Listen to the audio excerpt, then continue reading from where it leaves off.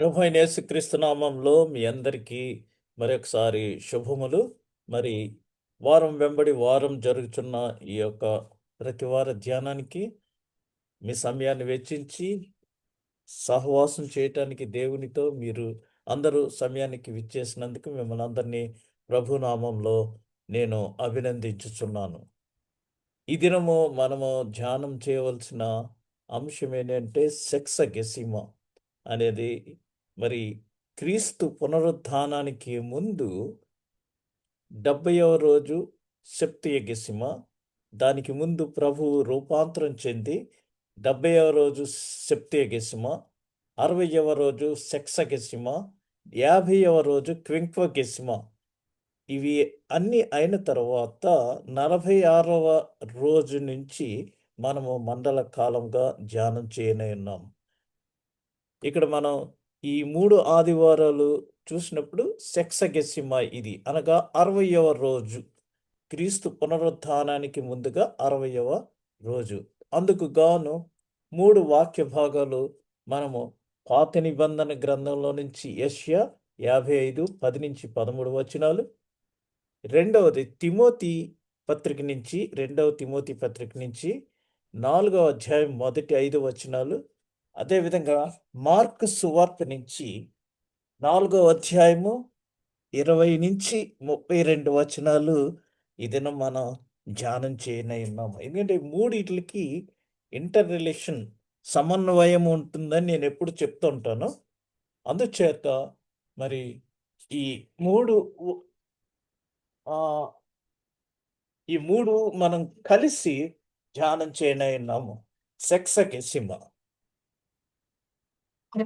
ఇది నేను మీకు ఇప్పుడు చెప్పింది ప్రభుని రూపాంతరము, తర్వాత ఎపిఫానియా ప్రభుని రూపాంతరం, ఆ పైన సెప్తియగెసిమ, సెక్సగెసిమ, క్వింక్వగెసిమ, తర్వాత భస్మ బుధవారము అనగా క్రీస్తు శ్రమల కాలము, లెంటు. తర్వాత మరి పునరుత్థానుడైన దినము, ఈస్టర్ పండుగ. ఆయన పునరుత్థానుడైన తర్వాత 40 దినముల తర్వాత మరి ఆరోహణమై వెళ్ళారు. వెళ్తూ మీరు శక్తి పొందుకునే వరకు యెరూషలేములో వేచి ఉండండి అని చెప్పినప్పుడు మరి వారు వేచి ఉండి ప్రార్థనలు చేస్తున్నప్పుడు పెంతెకొస్తు దినాన వారు మరి అద్భుత రీతిగా పరిశుద్ధాత్మను పొందుకొని సర్వ ప్రపంచానికి వెళ్ళి సర్వ సృష్టికి సువార్తను ప్రకటించి భూమిని తలక్రిందులు చేశారు. అప్పటి నుంచి మరలా అడ్వెంట్ వచ్చే వరకు మనము త్రిత్వ కాలంగా ఆచరించుచున్నాం. ఇక్కడ ఈ దినానికి ఏర్పాటు చేయబడిన వాక్య భాగము యెషయా గ్రంథము 55వ అధ్యాయము 10-13 వచనములు. వర్షమును హిమమును ఆకాశము నుండి వచ్చి అక్కడికి ఎలాగు మరలక భూమిని తడిపి విత్తువానికి విత్తనమును భుజించువానికి ఆహారమును కలుగుటకై అది చిగిర్చి వర్ధిల్లునట్లు చేయునో, అలాగే నా నోట నుండి వచ్చు వచనమును ఉండును. నిష్ఫలముగా నా యొద్దకు మరలక అది నాకు అనుకూలమైన దాన్ని నెరవేర్చును. నేను పంపిన కార్యమును సఫలము చేయును. మీరు సంతోషముగా బయలువెళ్ళుదురు, సమాధానము పొంది తోడుకొని పోబడుదురు. మీ ఎదుట పర్వతములను మెట్టలను సంగీతనాదము చేయును. పొలములోని చెట్లన్నీ చప్పట్లు కొట్టును. ముండ్ల చెట్లకు బదులుగా దేవదారు వృక్షములు మొలుచును.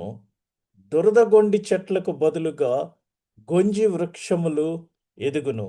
అది యెహోవాకు ఖ్యాతిగాను ఆయనకు కొట్టివేయబడని నిత్యమైన జ్ఞాపక సూచనగాను ఉండును.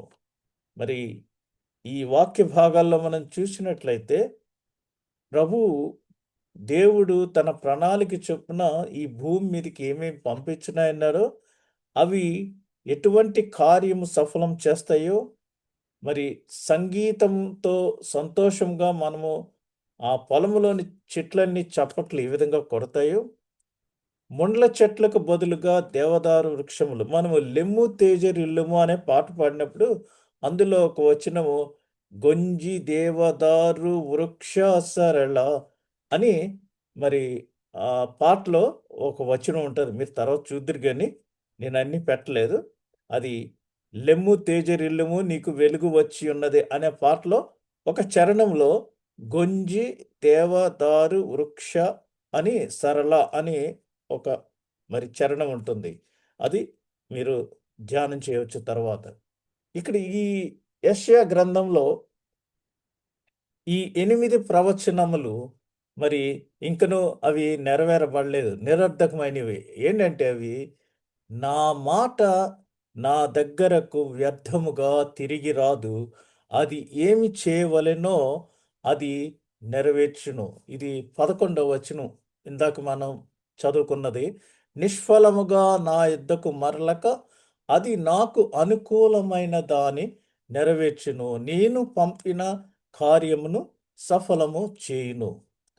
పోయిన వారము మనము కొన్ని వాక్యాలు ధ్యానం చేస్తున్నాము. ఇక్కడ ఈ వారంలో మరి సెక్సకెసిమ అంటే యేసు ప్రభు యొక్క పునరుద్ధానానికి ఇంకా 60 రోజులు ఉన్నాయని ఇక్కడ మనం పంచాంగంలో ఈ పొందుపరిచారు.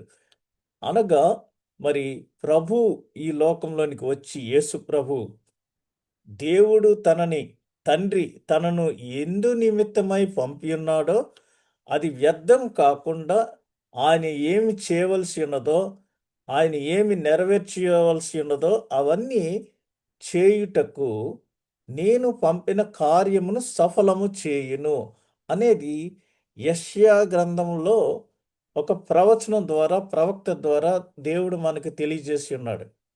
అది ఇంకను మరి నెరవేరలేదు. ఇది యేసు ప్రభు రాకడికి ముందు 750 సంవత్సరాల ముందు ప్రవచించబడింది. సో, ఈ ప్రవచనము నెరవేరవలసి ఉన్నది. అందుకని ఈ ప్రవచనాలు ఇంకా నెరవేరలేదు అని చెప్పాను. అయితే ఇప్పుడు మనము యేసు ప్రభు వచ్చి 2000 సంవత్సరాలైన ఆ డ్యూరేషన్‌లో ఉన్నాం గాబట్టి, ఈ ప్రవచనాలు నెరవేరినియి. అయితే అంతకు ముందు యెషయా గ్రంథం వ్రాయబడినప్పుడు ఇవింకా నెరవేరలేదు. రెండవది మీరు ఆనందముతో బయలుదేరుదురు. ఇదే అక్కడ 12వ వచనంలో వ్రాయబడింది. ఎక్కడికి బయలుదేరుతాం ఆనందంతో? మీరు శాంతితో బయలుదేరుదురు. పర్వతములు మరియు కొండలు మీ ముందు పాటలు పాడును. ఇవన్నీ ఆహ్, యెషయా గ్రంథం 55వ అధ్యాయం 10-13 వచనాల్లో చెప్పబడిన ఆ వచనాల్లో ఇవన్నీ ప్రవచనాలు ఇమిడి ఉన్నాయి. పొలములోని చెట్లు అన్నియు చప్పట్లు కొట్టును. ముళ్ళకు బదులుగా దేవదారు చెట్టు పెరుగును. అదే ఇక్కడ చెప్పబడింది. ముండ్ల చెట్లకు బదులుగా దేవదారు వృక్షములు అనగా డియోడర్ అంటారు.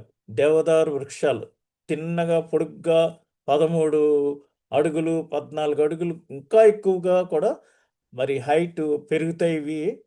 ఈ దురదగొండి చెట్లకు బదులుగా చాలామంది చిన్నప్పుడు స్కూల్స్‌కి వెళ్ళినప్పుడు ఈ దురదగొండు ఆకులు తీసుకొచ్చి ఎవరి మీదన్నా వేసి అల్లరి చేస్తా ఉండేవారు. అటువంటి దురదగొండి చెట్లకు బదులుగా గొంజి వృక్షములు ఎదుగును.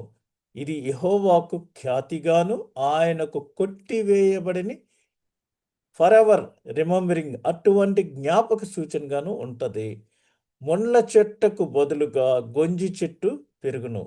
ఇక్కడ మనం కువైట్‌లో చూస్తే వీళ్ళు ముండ్ల చెట్లు నీళ్లు వేసి మరి చక్కగా పెంచుతారు. ఎందుకంటే ఆ చెట్టు మాత్రమే ఈ క్లైమేట్‌కి బ్రతుకుతుంది కాబట్టి. 8 ఇవి శాశ్వతమైనవి యెహోవాను మహిమపరచుటకు ఒక సూచన. కాబట్టి తండ్రి చెప్పిన ఆ యొక్క ప్రవచించిన యెషయా ద్వారా చెప్పబడిన ఈ మెసేజ్ మనకి ఏం తెలియజేస్తుందంటే ఈ జరగబోచున్న నిర్గమము అనగా యేసు ప్రభుని యొక్క ఈ శ్రమల కాలము ఈ ఇవన్నీ కూడా ఆయనకు శాశ్వతమైనవి యెహోవాను మహిమపరచుటకు ఒక సూచన. యేసు ప్రభు ఎప్పుడు ఏది చెప్పినా సరే నేను తండ్రిని మహిమపరచటానికే ఈ లోకంలోనికి వచ్చాను. తండ్రిని మహిమపరచటానికే ఇది చేస్తున్నానని చెప్పారు గానీ, ఎక్కడా కూడా మీరు బైబిల్ మొత్తం చూస్తే ఇది నా వలన జరిగింది, ఇది నేను చేశానని ఎక్కడా చెప్పలేదు. ఇది చాలా ఇంపార్టెంట్. ఈ రోజుల్లో అలా చెప్పుకుంటానికి, వీడియోల్లో షేర్ చేసుకుంటానికి, యూట్యూబ్‌లో షేర్ చేసుకున్నానికి అనేక మంది ఇది నేను చేశాను, ఇది నా అని ఫోటోలు వేసుకుంటాం. ఎక్కువ అడ్వర్టైజ్‌మెంట్ అయిపోతుంది. ప్రభువు ఎక్కడ కూడా తండ్రిని మహిమపరచటానికే నేనిది చేస్తున్నానని చెప్పాడు. ఇది తండ్రి వలన జరిగిందన్నారు. ఆయన 5,000 మందికి మరి ఆహారం పెట్టినప్పుడు కూడా 5 రొట్టెలు, 2 చేపలు తీసుకొని పరలోకము వైపు చేతులెత్తి, తండ్రి నిన్ను మహిమపరచటానికి నీవిక్కడ ఈ కార్యం చెయ్యి అని చెప్పాడు గానీ, ఆయన డైరెక్ట్‌గా ఇది నా వలన అనేసి ఎక్కడా కూడా చెప్పలేదు. నీవు మహిమపరచటానికి దీనిని అందరికీ ఇచ్చేటట్టుగా ఈ ఆహారాన్ని దీవించని చెప్పారు. చివరగా మరి ఆయన సిలువలో కూడా నీవు నాకు చేయుటకు అప్పగించిన పనిని సంపూర్ణముగా తుదముట్టించితిని. I have accomplished everything.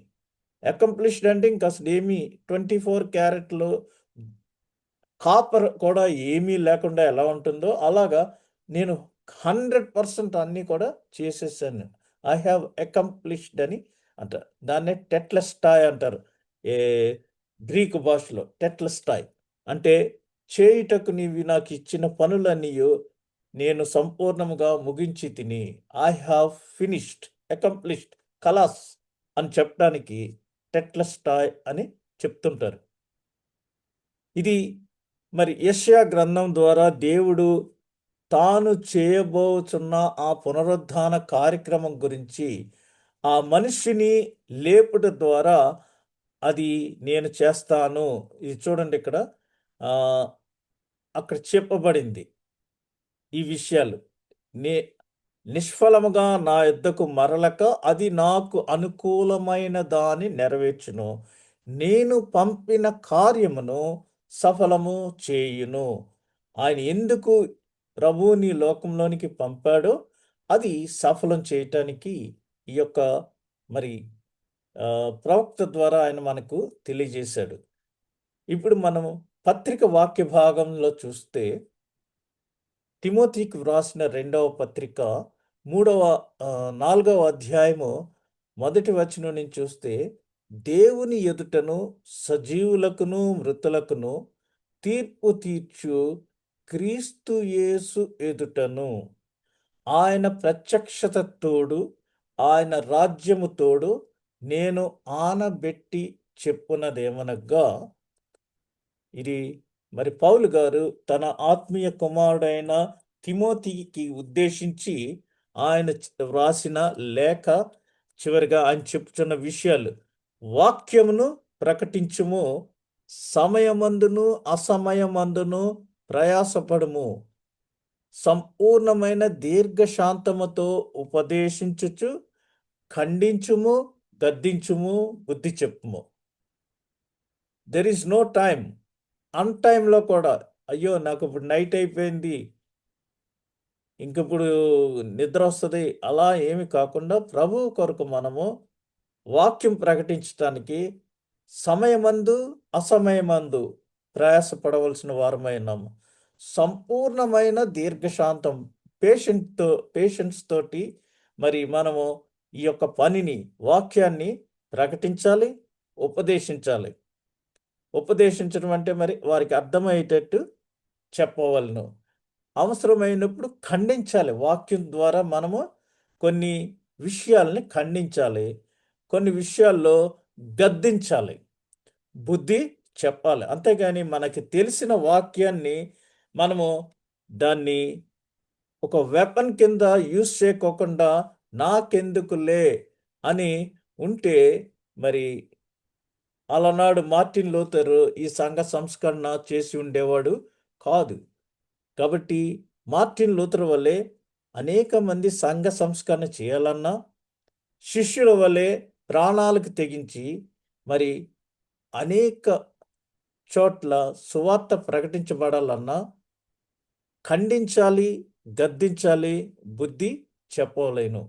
ఈ 3 చేసినప్పుడే మరి వాక్యము చక్కగా వాక్యంగా ప్రకటించబడుతుంది. అయితే ఏ విధంగా చేయాలని ఇక్కడ ఎందుకు చెప్తున్నారంటే పౌలు గారు, ఎందుకనగా జనులు హితబోధను సహించక హితబోధ సహించక దురద చెవులు కలవారై తమ స్వకీయ దురాశలకు అనుకూలమైన బోధకులను తమ కొరకు పోగు చేసుకొని సత్యమునకు చెవినియ్యక కల్పనా కథల వైపునకు తిరుగు కాలము వచ్చును. అయితే నీవు అన్ని విషయములలో మితముగా ఉండుము, శ్రమపడుము, సువార్తికుని పని చేయుము, నీ పరిచర్యను సంపూర్ణముగా జరిగించుము. ఇది ఈ వాక్యం నాకు చాలా ఇష్టమైన వాక్యం. ఇక్కడ 3వ వచనం చూసారా? ఎందుకనగా జనులు హితబోధను సహింపక. వాక్యాన్ని వాక్యంగా రెండంచుల పదును గల ఖడ్గంలా బోధిస్తే వాళ్ళది సహించదది. ఎందుకనగా ప్రజలు ఇప్పుడు ఎలా తయారయ్యారంటే దురద చెవులు కలవారై వారికి జోకులు, మరి రకరకాల అనేకమైన విషయాలు వాక్యాన్ని సెంట్రల్గా తీసుకోకుండా లోక సంబంధమైన విషయాలతోటి జోడించి వాక్య పరిచర్య చేయటం ద్వారా మరి అటువంటి వినటానికి దురద చెవులు కలిగి ఆ విధమైన బోధలు చెప్పే బోధకుల్ని వారు పోగు చేసుకొని తమ స్వకీయ దురాశల కొరకు, వాళ్ళ దురాశ ఏంటంటే వాక్యాన్ని విందామని కాదు. మా ఊర్లో పలానా ఆయన ఉన్నారండి, చాలా బాగా అన్నీ చెప్తారు అని ఆయన తీసుకురావటం, ఇక్కడ కువైట్లో ఉన్న సంఘాలన్నిటికీ తిప్పటం, తమ స్వకీయ దురాశలకు అనుకూలమైన బోధకులను తమ కొరకు పోగు చేసుకుంటున్నారు. చేసుకొని సత్యమునకు చెవినియక ట్రూ గాస్పుల్ చెప్తే దానిని అంగీకరించరు. కల్పనా కథల వైపునకు తిరుగు కాలము వచ్చును. ఈ రోజుల్లో బోధకులు సారీ టు సే బైబిల్లో ఉన్న వాక్యాన్ని వాక్యంగా ప్రకటించాలి. చాలామంది మరి వాక్యం ప్రారంభించితే ప్రజెంట్ ఇష్యూస్, ఇప్పుడు భూకంపం వచ్చింది, అది ఎందుకు వచ్చింది ఏదో చెప్తారు దాని గురించి. లేదా యేసు ప్రభువుని చుట్టిన వస్త్రం, శ్వేత వస్త్రం గురించి, లేదా పలానా పోర్న్ స్టార్ ఇప్పుడు మామూలుగా ఇదైపోయింది, లేదా పలానా చోట అగ్ని సంభవించింది, ప్రమాదం, లేదంటే మన రాజమండ్రికి పులి వచ్చింది, అది కూడా కొంతమంది తీసుకుని పులి ఎందుకు వచ్చింది అక్కడికి, ఈ విధంగా. లేతే ఎక్కడన్నా ఉప్పెనొచ్చినా తుఫాను వచ్చినా అది దేవుని యొక్క వార్నింగ్ అని ఇది కల్పనా కథలకు, మరి కల్పనా కథల వైపునకు తిరుగు కాలము వచ్చును. ఇక్కడేమో వాక్యంలో అన్ని విషయాలు ఉన్నాయి. దీనిని బేస్ చేసుకుని మనము వాక్యాన్ని వాక్యంగా ధ్యానించాలి.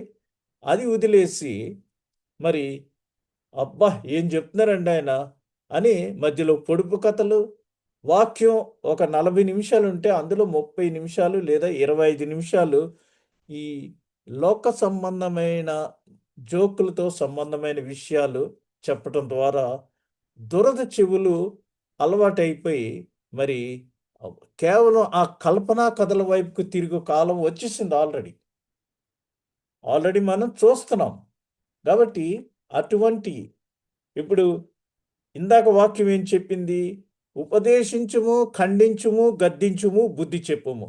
ఈ రోజుల్లో ఎవరికి చిన్న పిల్లోడికి కూడా గద్దించిన, ఖండించిన ఇంక వారికి అస్సల తట్టుకోలేరు. ఇక భార్య గద్దిస్తే భార్యని, లేదా భార్య భర్తను గద్దించినా అసలు పడే సమస్యే లేదు. అటువంటి పరిస్థితులు ఉన్నాయి. అందుచేత మనము ఇక్కడ చెప్పేటప్పుడు ఎలా ఉందంటే ఖండించుము, గద్దించుము, బుద్ధి చెప్పమంటే సంఘంలో నాణ్యమైన బోధ చేస్తే మరలా ఒక్కొక్కసారి వాళ్ళని పిలవరు. అటువంటి పరిస్థితులకు వచ్చేసినాయి. నేను అందుకనే ఎప్పుడైనా ఎవరన్నా సంఘానికి వెళ్తే మీరు నన్ను పిలవకపోయినా మరలా నో ప్రాబ్లం. నేను మీకు చెప్పవలసిన వాక్యాన్ని దేవుడు నాకు చెప్పమని నన్ను ప్రోత్సహించి ఆ వాక్యాన్ని మీకు డెలివర్ చేయటమే నా బాధ్యత. మీరు నన్ను పదే పదే పిలవాలని నా కోరిక కాదు. కానీ దేవుడు నాకు చెప్పమని ప్రేరేపించిన వాక్యాన్ని మీకు డెలివర్ చేస్తే నాకు సంతృప్తి అని నేను ప్రతి సంఘంలోనూ చెప్తూ ఉంటాను. అయితే కొన్ని సంఘాల వారు మొత్తానికి ఒక 3, 4 సంవత్సరాల నుంచే నన్ను మరి ఎక్కడ యూజ్ చేయకుండా పక్కన పెట్టేశారు. ఎందుకంటే ఈ విధమైన బోధలు, హితబోధ వారికి సహింపదు. అందుచే అయితే నీవు అన్ని విషయములలో మితముగా ఉండుము, శ్రమపడము, సువార్తికుని పని చేయుము. 6 సంవత్సరముల నుంచి నేను చేయుచున్న పని విషయమై పర్సనల్ ఇష్యూగా ఈరోజు నేను మొట్టమొదటిగా మీ ముందు ఉంచుచున్నాను. నేను 2007వ సంవత్సరంలో హగ్గై ఇన్స్టిట్యూట్ హవాయ్ ఐలాండ్స్‌లో అక్కడికి మరి నన్ను ప్రార్థనాపూర్వకంగా వారు ఆహ్వానించినప్పుడు నెల రోజులు వెళ్ళి నేను అక్కడ ట్రైనింగ్ తీసుకుని అనేక విషయములు తెలుసుకున్న తర్వాత వారు నన్ను ఒక సువార్తికునిగా అభిషేకించి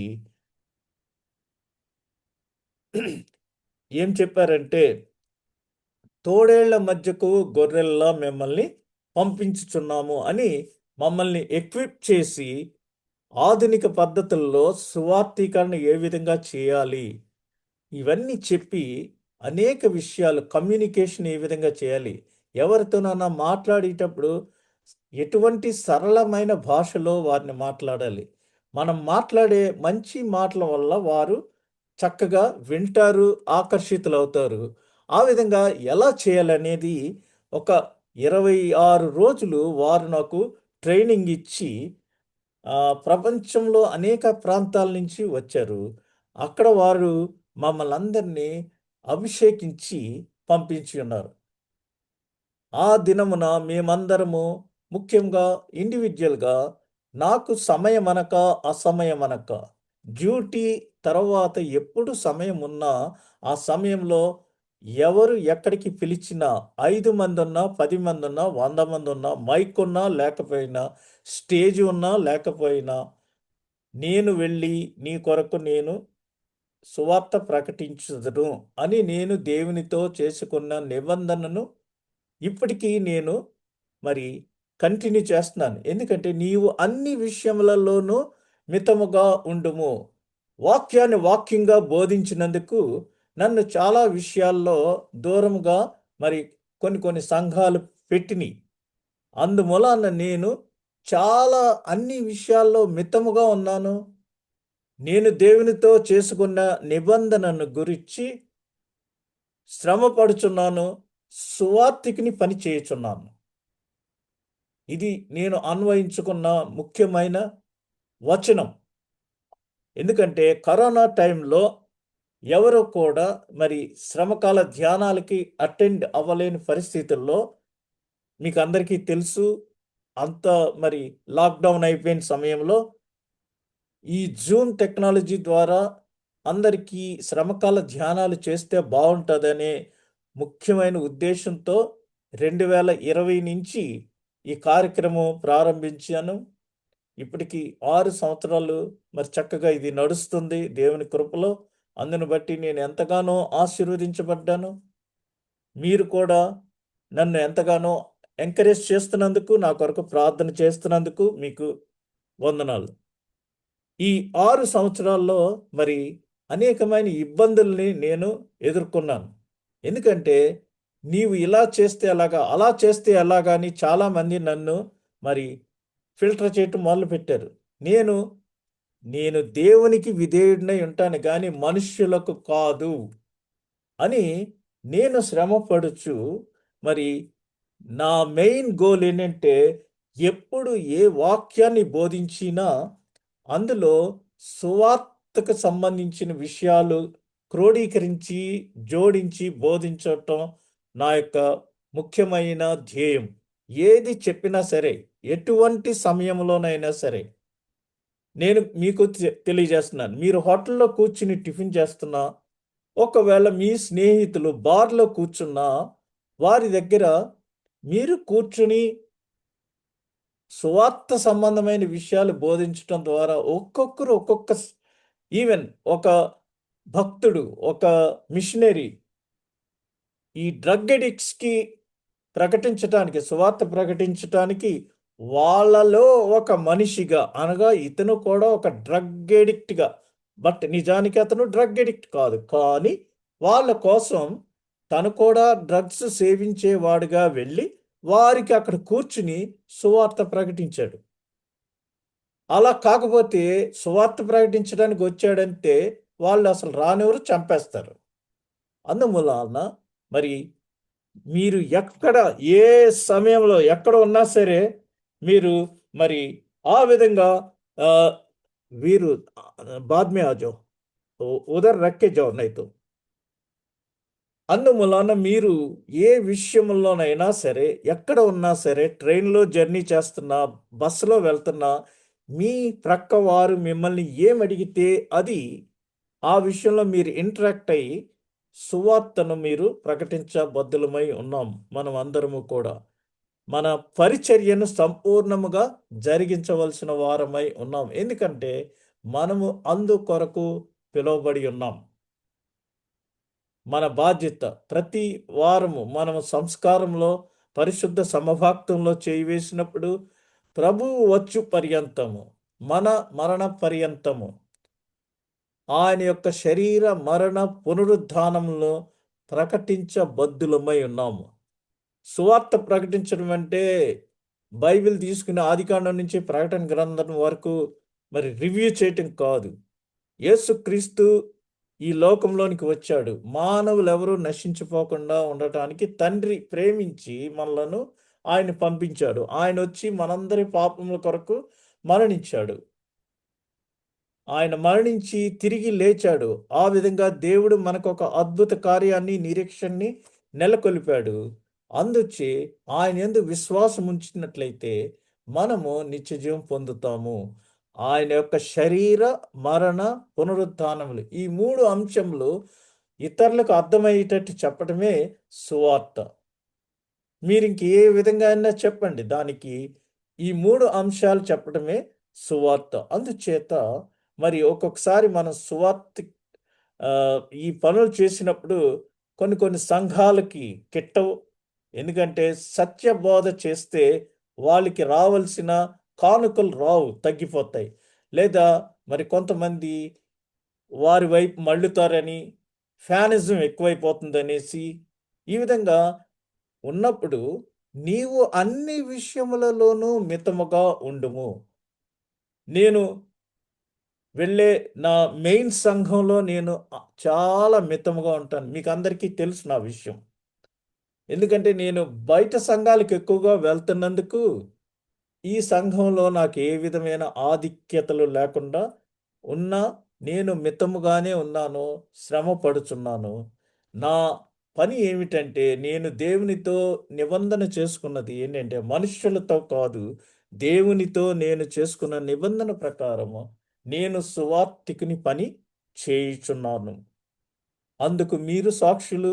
6 సంవత్సరముల నుంచి నేను మీకు అందించే వాక్య భాగాలన్నీ కూడా సువార్త బేస్ అయ్యే ఉన్న విషయాలు.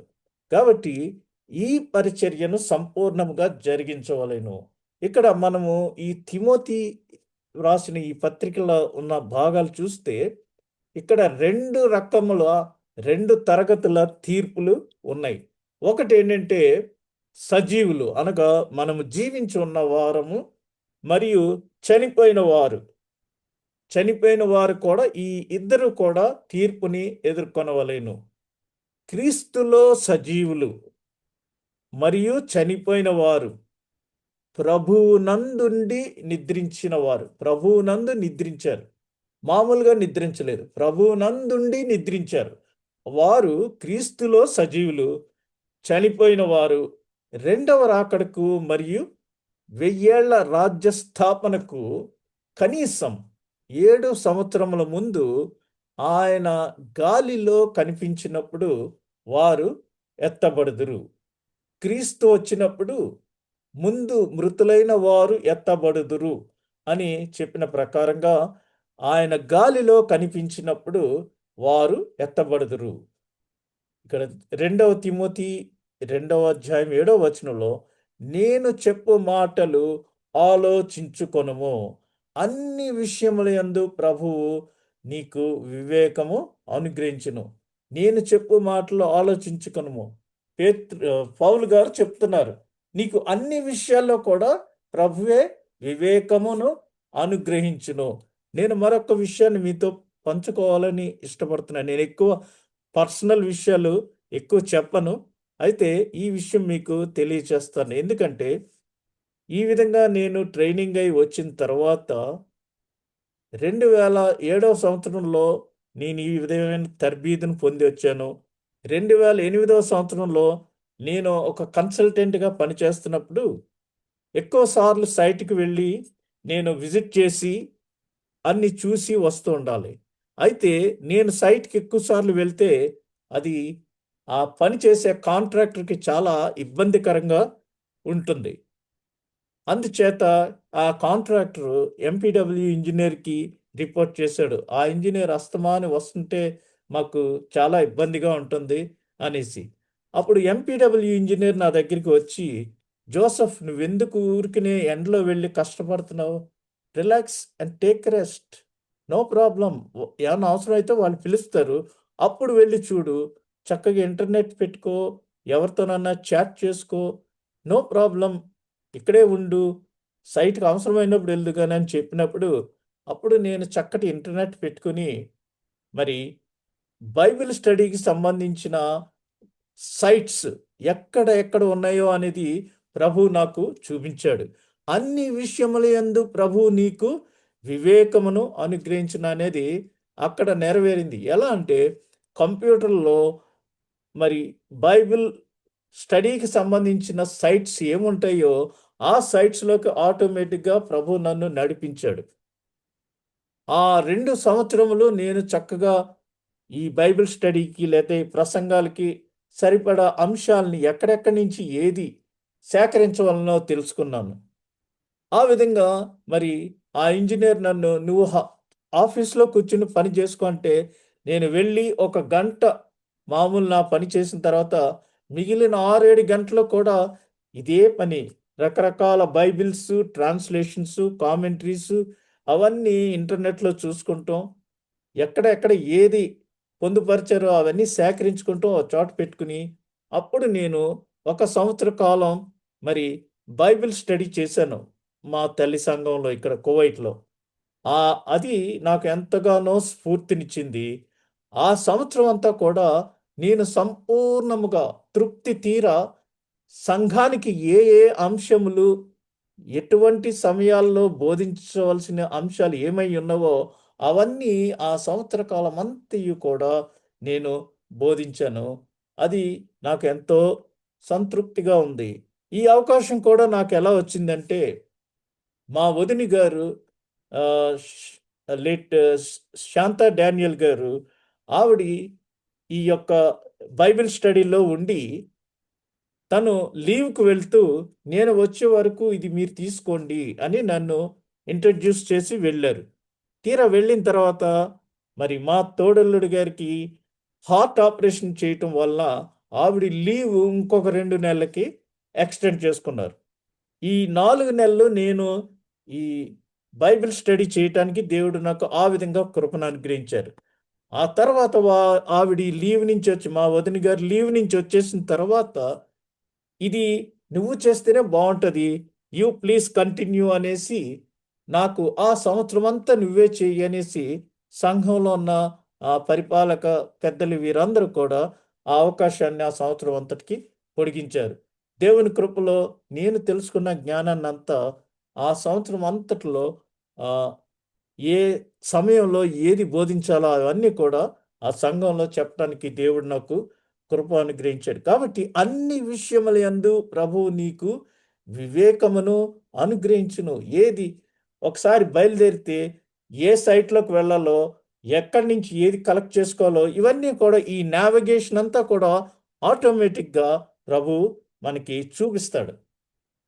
1 తిమోతి 4 అధ్యాయము 16 వచనంలో, నిన్ను గూర్చియు నీ బోధను గూర్చియు జాగ్రత్త కలిగి ఉండుము, వీటిలో నిలకడగా ఉండుము. నీవు ఇలాగు చేసి నిన్నును నీ బోధ వినువారిని రక్షించుకొందుము. మనము చేసే బోధ వలన కొందరు ఆకర్షించబడి ఆ బోధ వినుట ద్వారా విశ్వాసము కలుగును. కాబట్టి అది విన్నవారు విశ్వాసంలో బలపడి రక్షించబడతారు. కాబట్టి మనము నశించిపోతున్న వారిని, మన చుట్టూ ఉన్న వారిని మనము ఈ బోధ ద్వారా మరి రక్షించుకుంటాం. అందుచేత ఆ బోధ చేసేటప్పుడు మనం చాలా జాగ్రత్త కలిగి ఉండాలి, నిలకడగా ఉండవలెను. ఈ 7 సంవత్సరములలో క్రీస్తు న్యాయపీఠము వద్ద వీరు తీర్పు తీర్చబడదురు. ఎవరు? ప్రభువునందుండి నిద్రించిన వారు. తాను నియమించిన మనుష్యుని మృతులలో నుండి లేపుట ద్వారా ఆ ఆధారము ద్వారా ప్రత్యక్షపరచెను. ఇక్కడ ప్రపంచంలో ఎవరైనా సరే, అనేక మంది మరి బాబాలు, దేవుళ్ళు ఎంతోమంది ఉన్నారని చెప్తుంటారు. అయితే ఎవరు కూడా ప్రజల కోసము ప్రాణము పెట్టి తిరిగి పునరుద్ధానుడై లేచినది ఎవ్వరూ లేరు, ఒక్క యేసు ప్రభు మాత్రమే. కాబట్టి ఈ యేసు ప్రభుని తాను నియమించిన మనుష్యుని, మై చోజన్ సర్వెంట్ అని నేను మరి 2 వారాల క్రింద మీకు తెలియజేశాను. దేవుడు ఏర్పరచుకొని నా సేవకుడు, తాను నియమించిన ఆ మనుష్యుని మృతులలో నుండి లేపుట ద్వారా ఆ ఆధారం, ఈయన పేతురు గారు ఏం చెప్తున్నాడు అక్కడ? అందరూ వచ్చేసి మీరు పొద్దున్నే మందు కొట్టి మాట్లాడుతున్నారంటే, అయ్యా జాము కూడా కాలేదు, మేము క్రొత్త మద్యాన్ని ఏమి సేవించలేదు, పరిశుద్ధాత్మతో నింపబడి ఉన్నాము. ఆ రోజు మీరే కదా ఆయనను సిలువ వేయడని, ఆయనను సిలువ వేసి ఆయనను శ్రమ పెట్టి ఆయన కొడాలతో కొట్టి హతమార్చారు, చంపారు. అయితే ప్రభువు దేవుడు ఆయనను మృతులలో నుండి లేపను. లేపి నిషేధించిన రాయి మూలకు తలరాయి ఆయను. ఏ నామములోనూ రక్షణ లేదు, కేవలము ఒక్క యేసు నామంలోనే రక్షణ ఉన్నది. అన్ని నామముల కన్నా పైనామము, పైన ఆకాశమందైనను క్రింద భూమి అందైనను భూమి క్రింద ఉన్న దేని అందైనను రక్షణ లేదు, ఒక్క యేసు నామంలోనే. అందుకు మేము సాక్షులము. ఆయన లేపబడిను, పునరుద్ధానుడై లేపబడిన దానికి మేము సాక్షులము అని పేతురు చెప్పినప్పుడు, ఆ మృతులలో నుండి లేపుట ద్వారా ఆ ఆధారము పేతురు వారికి చెప్పినప్పుడు, దేవుని యొక్క ప్రత్యక్షతను కనపరిచినప్పుడు 3,000 మంది బాప్తిస్మము ఆ దినాల్లో పొందారు ఆది క్రైస్తవ సంఘంలో. ఆ విధంగా అయ్యలారా ఇప్పుడు మేమేం చేయాలి, మేము చేసింది తప్పే అని వారు తెలుసుకుని, ఇప్పుడు ఏం చేయాలంటే మీరు పశ్చాత్తాపడి పాపక్షమాపణ నిమిత్తమే బాప్తిస్మం పొందండి, అప్పుడు పరిశుద్ధాత్మ వరాన్ని మీరు పొందుకుంటారు అని పేతురు సెలవిచ్చినప్పుడు 3,000 మంది బాప్తిస్మ సాక్ష్యంలో వచ్చి ఉన్నారు. ఇప్పుడు మరి మృతులైన వారు, ప్రభువునందుండి నిద్రించిన వారు మొదట లేతురు. వారు లేచి ఆ 7 సంవత్సరములలో క్రీస్తు న్యాయపీఠము వద్ద వారు తీర్పు తీర్చబడిదురు. ఇప్పుడు రెండవ రాకడలో జీవించి ఉన్న దేశములు తీర్పు తీర్చబడును. జీవించి ఉన్న దేశములు, లివింగ్ కంట్రీస్. ఇప్పుడు మనం కూడా జీవించి ఉన్నాము. ఇప్పుడు రెండవ రాకడ వచ్చింది. వచ్చినప్పుడు మనము మరి ఆ రెండవ రాకడని ఫేస్ చేస్తాము.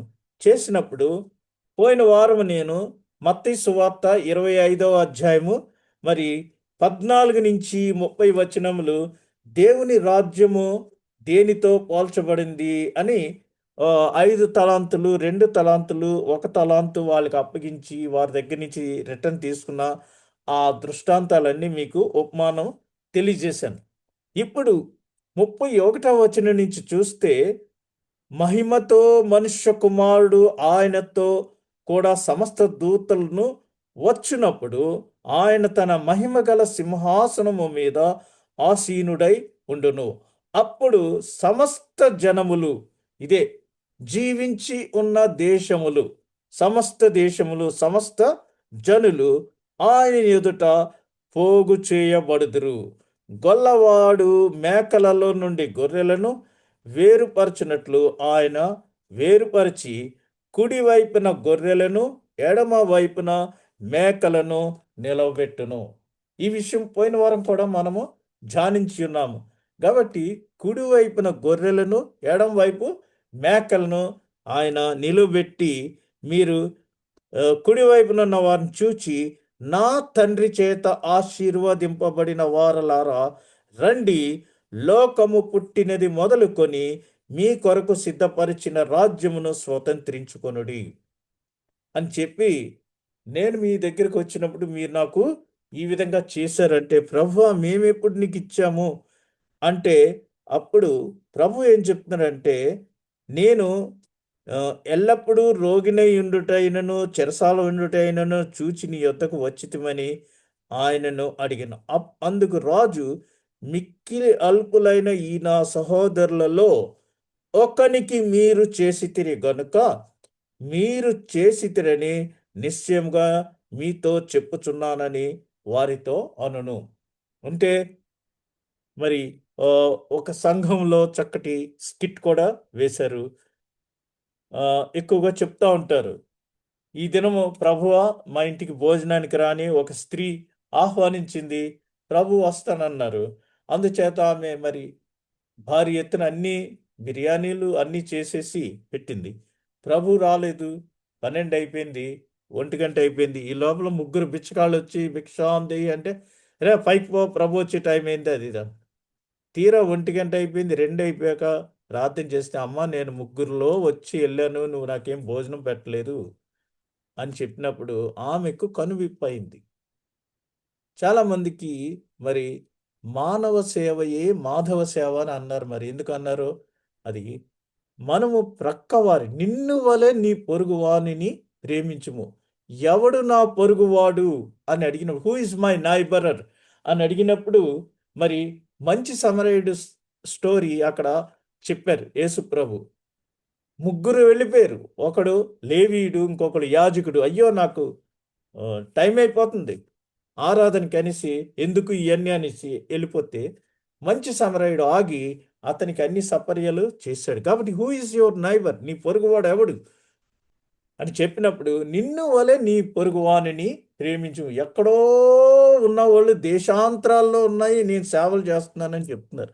నీ పక్కనున్న వాడికి సేవ చేయ, ముందు వాడికి సువార్త అందించు. ఎక్కడో ఉన్న వాళ్ళకి అవసరం కాదు, పక్కన ఉన్నవాడు.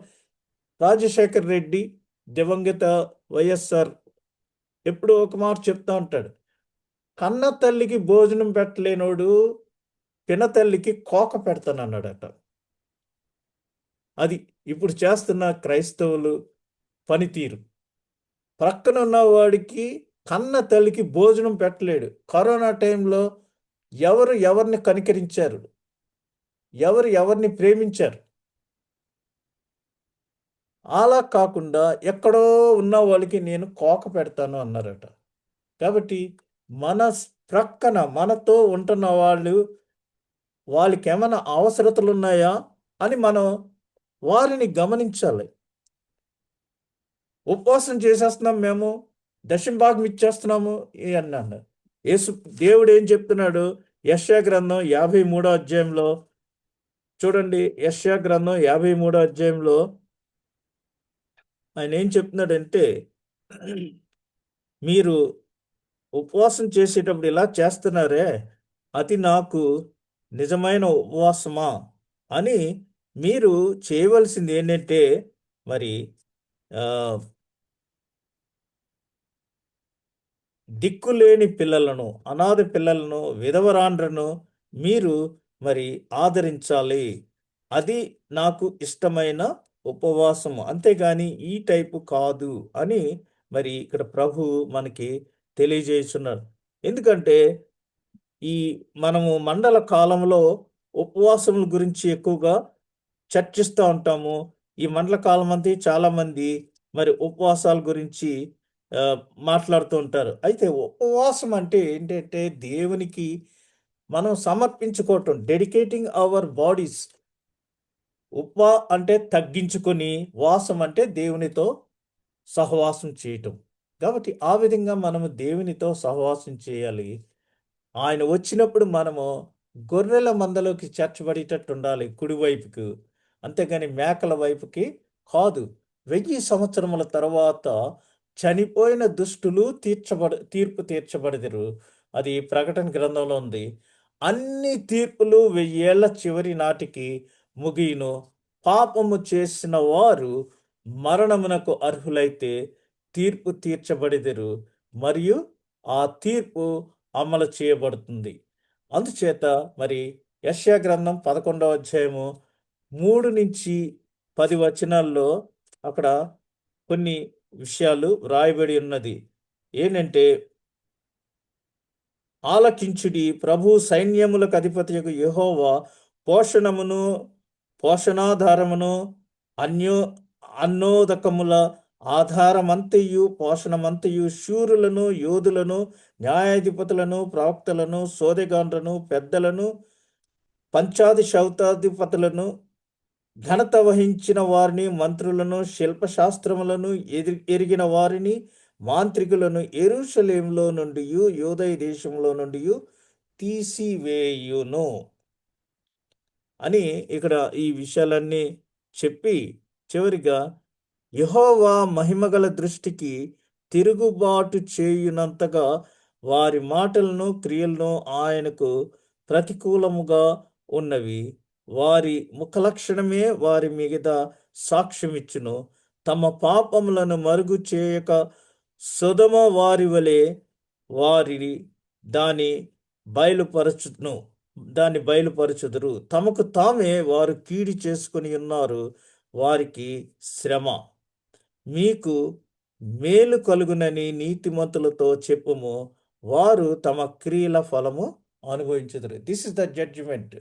ఎవరైతే ఇంకనూ దేవుని వాక్యం వినుకోకుండా పాపంలో జీవిస్తున్నారో వారు మరి వారి క్రియల ఫలము అనుభవిస్తారు. ఎప్పుడు అంటే ఈ 1000 సంవత్సరముల తరువాత వారు ఖచ్చితంగా ఆ యొక్క శిక్షను అనుభవిస్తారు. యెషయా గ్రంథం 65వ అధ్యాయము 20వ వచనంలో అక్ అక్కడ ఇకను కొద్ది దినములే బ్రతుకు శిశువులుండరు. కాలము నిండని ముసలివారుండరు. బాలురు 100 సంవత్సరముల వయస్సు గలవారై చనిపోదురు. పాపాత్ముడై శాపగ్రస్తుడగు వాడు సహితము 100 సంవత్సరములు బ్రతుకును. ఈ కాన్సిక్వెన్సెస్ అన్నీ కూడా యెషయా గ్రంథంలో మరి వివరించబడుతున్నాయి. అప్పుడు ఏ తీర్పు సమయంలో ఎటువంటి పరిస్థితులు, పరిణామాలు ఉంటాయనేది ఇక్కడ మనకి వివరించబడింది. చివరిగా మరి సువార్త వాక్య భాగం కూడా ఒక్కసారి మనం రివ్యూ చేసి ముగిద్దాము ఒక 5-10 నిమిషాల్లో. మార్కు సువార్త 4వ అధ్యాయంలో 20వ వచనం నుంచి 32 వచనాల వరకు ప్రభువు ఇక్కడ ఏం చెప్తున్నారంటే ఒక ఉపమానం చెప్తున్నారు. ఎలా అంటే మంచి నేలన పడిన విత్తనములు విత్తబడిన వారు ఎవరనగా వాక్యము విని దానిని అంగీకరించి 30 60 100 ఫలించువారని చెప్పాను. వినుట వలన విశ్వాసం కలుగుతుంది. విని దానిని అంగీకరించి దాని ప్రకారంగా మనం నడుచుకునేవారు 60 30 మరి ఫలించెదరు అని ఇక్కడ వాక్యము తెలియజేస్తుంది. అందుచేత మరి దీపము వెలిగించి దీపస్తంభం మీద ఉంచుటకే కానీ కొంచెము క్రిందనైనను మంచము క్రిందనైనను నుండుటకు తేబడదు కదా. It should be lighten. మనం లైట్లు ఎక్కడ పెట్టుకుంటాం? పైన ఇంటికి సీలింగ్ మీద లైట్స్ పెడతాం కానీ ఎక్కడ పెడితే అక్కడ పెట్టము. మంచం కింద పెట్టము. దీపస్తంభం ఎప్పుడు కూడా టేబుల్ మీద కానీ ఎక్కడైనా మనం పెడుతున్నాము. మరొకటి మీరేమి వినుచున్నారో జాగ్రత్తగా చూచుకొనుడి. మీరెట్టి కొలతతో కొలుతురో మీకును అట్టి కొలతతోనే కొలవబడును. ఒకళ్ళని మనం give respect and take respect అని చెప్తుంటున్నాం. మనం ఇతరులను గౌరవించినప్పుడు ఊరు మంచిదైతే నోరు మంచిదైతే ఊరు మంచిదవుతుంది అని కొంతమంది చెప్తున్నారు. అనగా మనం ఇతరులకి ఏ కొలతతో కొలుస్తున్నామో మనము కూడా అదే కొలతతో కొలవబడతాము. మరి ఎక్కువగా మీకు ఇయ్యబడును, కలిగిన వానికి ఇయ్యబడును, లేని వానికి కలిగినది వాని యొద్ద నుండి తీసివేయబడుననేసి ఈ తలాంతులు దాని నుంచి ఆయన మరి తెలియజేశారు ఈ వాక్య భాగము.